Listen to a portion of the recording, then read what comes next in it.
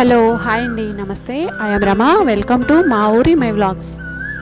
కాశీ నుండి అమ్మవారు వచ్చారు. నేను అమ్మవారికి ఏం చేశాను ఏంటి అనేది ఈ వీడియోలో మీతో షేర్ చేసుకుంటున్నాను.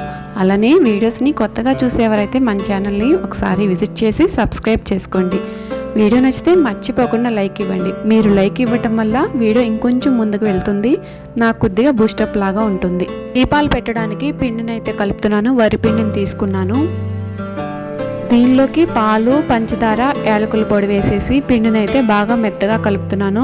అయితే ఇక్కడ మనము గేదె పాలు కాకపోయినా ఆవు పాలు మనకి అందుబాటులో ఉంటే చక్కగా ఆవు పాలతో చేసినట్లయితే ఇంకా చాలా మంచిది. అయితే ప్రస్తుతానికి నాకు అవి అందుబాటులో లేక నేను గేదె పాలతోటే వేశాను. పచ్చి పాలు మాత్రమే వేశాను. పచ్చి పాలతోటే మనం వేసి పిండి ప్రమిదలు అనేవి చేసుకోవాలి. ముందే వచ్చారు అమ్మవారు. రాగానే నేను నీటితోటి పాలతోటి శుభ్రం చేసేసి తడి లేకుండా చూసి మళ్ళీ ఒక ప్యాకెట్లో భద్రపరిచాను. ఒక మంచి రోజు చూసి మంచిగా పూజ చేసి పూజ గదిలో పెడదామని ఇప్పటిదాకా వెయిట్ చేశాను. ఇక ఈ రోజు వీలు పడింది, అందుకే ఇప్పుడు చేస్తున్నాను. నేను చేసిన రోజు గురు పౌర్ణమి. ఆ రోజు ఇంకా చాలా మంచిది. పౌర్ణమి రోజున అమ్మవారిని ఇంట్లో పెట్టుకోవడం నాకు చాలా సంతోషంగా అనిపించింది. ఇక ఈ పిండి దీపాలను అయితే పాలతోటి మనము కలిపేశాక బాగా మర్దన చేస్తే మెత్తగా వస్తుంది. ఎక్కడా పగుళ్ళు లేకుండా దీపాలు చక్కగా వస్తాయి. ఈ దీపాలను తయారు చేసేసాక ఇలా ఒక తమలపాకులో అయితే పెట్టేసుకొని తర్వాత గంధము, కుంకుమతోటి బొట్లు అయితే పెట్టేశాను. ఖచ్చితంగా ఈ పిండి దీపాల కింద మనము తమలపాకు వేసుకొని దేవుడి గుట్లో పెట్టుకోవాలి. ఎందుకంటే ఒక దీపమే అవుతుంది కదా, అందువల్ల అలా పెట్టుకుంటేనే బాగుంటుంది. వీళ్ళ తమలపాకులు కూడా అందుబాటులో లేకపోతే నేను కింద మట్టి ప్రమిద పెట్టి మట్టి ప్రమిదలో ఈ పిండి ప్రమిదను పెట్టి దీపారాధన అయితే చేస్తాను. ఎదుగోండి అమ్మవారు. ఈరోజు కూడా కొద్దిగా పాలతోటైతే శుభ్రం చేసేసి తడి లేకుండా పక్కన పెట్టేశాను. ఇప్పుడు చక్కగా అమ్మవారికి గంధం, కుంకుమ బొట్లతోటి బొట్లు పెట్టుకుందాం. అసలు అమ్మవారు ఎంత చక్కగా ఉన్నారో, ముఖము కానీ కింద కూర్చున్న విధానం కానీ చూడ చక్కగా ఉన్నారు. ఒక గుళ్ళో దేవతను చూసినంత ఆనందంగా ఉంది. ఇంట్లో ఈ అమ్మవారిని చూస్తుంటే అసలు బంగారం దానిలాగా మిలమిల మెరిసిపోతుంది. కానీ ఇది రాగిది అనుకుంటా. నాకు అమ్మ కాశీ వెళ్ళింది. కాశీ నుండి ఈ అన్నపూర్ణ అమ్మవారిని తీసుకొచ్చింది. మన ఇంట్లో అన్నపూర్ణ అమ్మవారు ఉండటం కూడా చాలా మంచిది. అన్నపూర్ణమ్మ అంటే అన్నం పెట్టే అమ్మ కదా, అది. ఈవిడ ఒక గరిటె పుచ్చుకొని చక్కగా అందంగా అలా కూర్చున్నారు. ఎంత చక్కగా ఉన్నారో. ఈ గరిట అన్నపూర్ణ అమ్మవారి చేతిలో మాత్రమే ఉంటుంది. ఇంకా ఏ దేవతల చేతిలో చూసినా సరే మనం ఒక ఖడ్గమో, త్రిశూలమో ఇవే ఉంటాయి. కానీ అన్నపూర్ణ అమ్మవారి చేతిలోనే ఈ గరిట. ఎందుకు అంటే మనకి నిత్యం అన్నం ప్రసాదించే అమ్మ కాబట్టి ఆవిడ చేతిలోనే ఈ గరిట ఉంటుంది. ఇక్కడ నేను ఆవిడకి ఇంకా ఒక మాల అయితే తయారు చేస్తున్నాను. అయితే ఇవన్నీ నాకు ఈ పూసలు నేను దాచాను. అంటే ఎలా దాచానంటే నాకు అయోధ్య నుంచి అక్షింతలు వచ్చాయి. ఆ అక్షింతల్లో 2 పూసలు వచ్చాయి, ముత్యాలు. అవి ఇంతకుముందు నేను ఇక్కడ మా దగ్గర కోటి దీపోత్సవం జరిగితే అక్కడ శ్రీశైలం నుండి భ్రమరాంబిక అమ్మవారిని తీసుకొచ్చి శివపార్వతుల కళ్యాణం చేశారు. అక్కడ నాకు అప్పుడు కూడా అక్షింతలు అందాయి. ఆ అక్షింతల్లో కూడా నాకు ఒక 3-4 ముత్యాలు వస్తే వీటి మొత్తాన్ని నేను జాగ్రత్తగా భద్రపరుచుకున్నాను. ఇప్పుడు ఇలా ఉపయోగపడ్డాయి. మొత్తం కూడా నాకు ఒక 9-10 అయినట్లున్నాయి. కానీ నేను ఇక్కడ 8 పూసలు అలా గుచ్చి దండలాగా తయారు చేస్తున్నాను. మామూలుగా తెల్ల దారం తీసుకొని దానికి పసుపు అది రాసేసి సూదికి ఎక్కించేసి ఇలా పూసలు గుచ్చేసి దండ అయితే తయారు చేస్తున్నాను అమ్మవారికి. చూస్తూ ఉంటే అచ్చం బంగారం దానిలానే ఉన్నారు. కాకపోతే మనం దీన్ని జాగ్రత్త చేసే దాన్ని బట్టి అమ్మవారు అలానే తలతల మెరుస్తూ ఉంటారు. మనం ఏదైనా కొద్దిగా అశ్రద్ధ చేసాము అంటే ఖచ్చితంగా ఇంత మెరుపు అయితే ఉండదు, మెరుపు తగ్గిపోతుంది.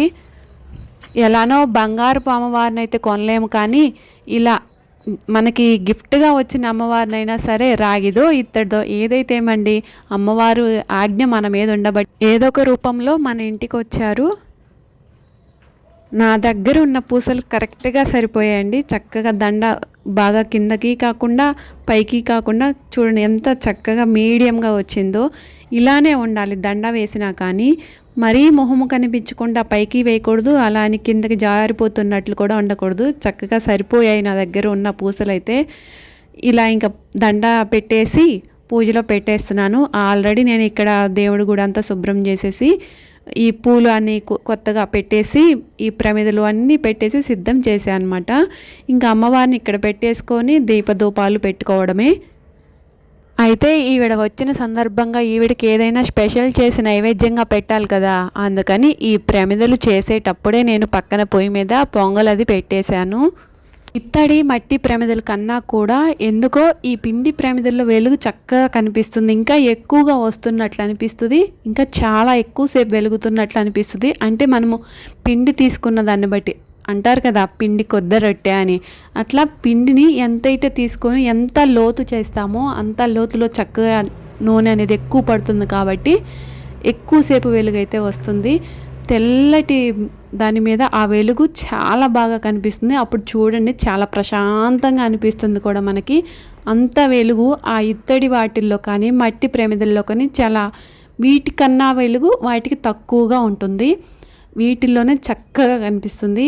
మనం దేవుడి దగ్గర పెట్టినా కానీ కంటి రెప్ప కూడా వేయకుండా చూడాలనిపిస్తూ ఉంటుంది, చాలా ఆనందంగా ఉంటుంది. ఇంకా ఈ పిండి ప్రమిదలు మనము అప్పటికప్పుడు పొడి పిండితోటి కాకుండా నైటే బియ్యం నానబెట్టేసుకొని తడి పిండితోటి చేసుకున్నట్లయితే ఇంకా బాగా చాలా మెత్తగా వస్తుంది, జిగురుతో ఉంటుంది కాబట్టి ఆ ప్రమిదలు ఇంకా బాగుంటాయి. నేనైతే ఇంకా ఇప్పటికిప్పుడు అనుకొని చేశాను కాబట్టి పొడి పిండితోటి చేశాను.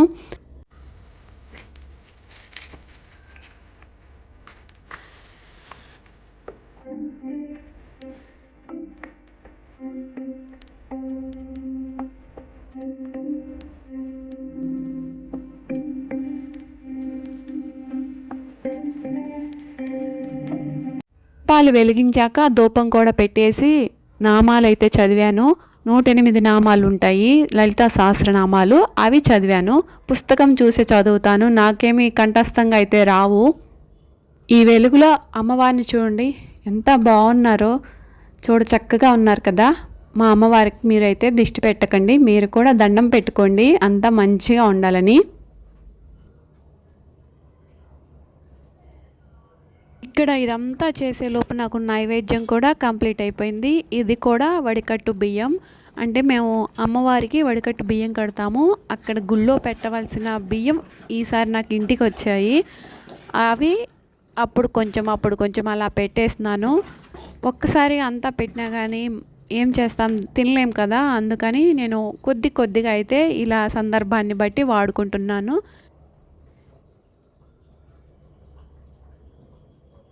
ఇక్కడ చిన్న ప్లేసే ఉంటుంది, ఎక్కడ పెట్టాలో అర్థం కాక అటు ఇటు చూస్తూ చివరికైతే ఇక్కడ పెట్టేశాను నైవేద్యాన్ని.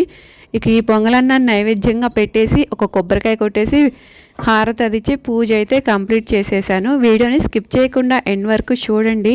ఇంకా నేను ఏం కర్రీ ప్రిపరేషన్ చేసేదాను అనేది కూడా మీతో షేర్ చేస్తాను.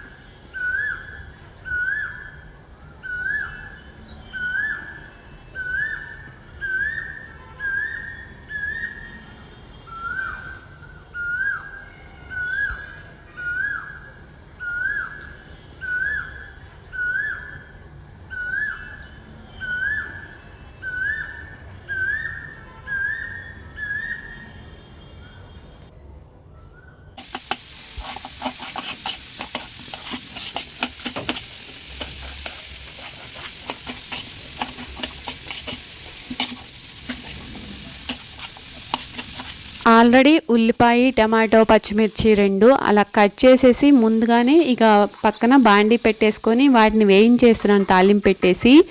ఇప్పుడు ఇక ఈ పొటాటోస్ని కట్ చేస్తున్నాను. ఇలా చేయడం వల్ల కొద్దిగా స్పీడ్గా ఉంటుంది మన పని, అందువల్ల తొందరగా అయిపోతుంది. అందుకే పక్కన పెట్టేసి అది వేయిస్తానే ఇలా బంగాళదుంపలు అయితే కట్ చేసేసి అవి కొద్దిగా వేయించుకున్నాక దానిలో ఈ ముక్కలు అయితే వేసేస్తున్నాను. అయితే ఈ బంగాళదుంపలు ఇప్పుడైతే కొద్దిగా మంచిగానే ఉన్నాయి, కానీ మనకు ఒక్కొక్కసారి బాగా ముద్దగా అయిపోతూ ఉంటాయి. అలాంటి వాటికైతే మనము ముక్కలు కట్ చేసుకున్నాక ఆ ముక్కల్ని మజ్జిగలో కొద్దిగా సేపు నానబెట్టి వేయించుకున్నట్లయితే అలా ముద్ద కాకుండా ఇలా పొడి పొడిలాడుతూ వస్తాయి.